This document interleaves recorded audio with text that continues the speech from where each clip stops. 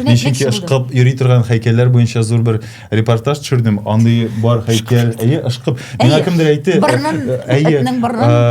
бар Стамбулда, Кадыкөйдә, Азия өлешендә булганыгыз юкмы Стамбулда? Анда шундый бар үгез, менә бу үгезне дә ышкырга кирәк. Анда мин барганда туристлар басып алган, шуңа күрә бер җирен башка җирен ышкырга гына калды. Ну, аннан соң менә шушы полчы революцияга төштем, һәм тагын берничә шундый һәйкәлне ышкып чыктым. Ләкин менә карагыз, миңа кемдер кисәтү ясады. Бәлки ышкы дип түгел, бәлки сыйпау дип. Ну, сыйпау алай буламый. Ул бит менә бу процесс бит ышкыйсың бит. Ул аңлый бездә нигәдер татарда ышкы дигән сүз грубо мәгънәдә яңгырый. Ну, әничек дип алыштасың. Менә әйтәм, менә бурынны ышкырга кирәк, мәсәлән, теге яки бу һәйкәлне. Сыйпарга иркәләргә.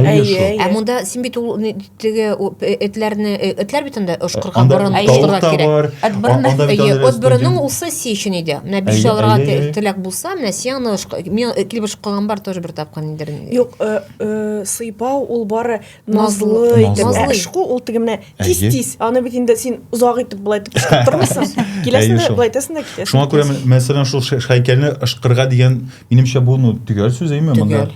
Башкача берничек тә әйтеп булмый.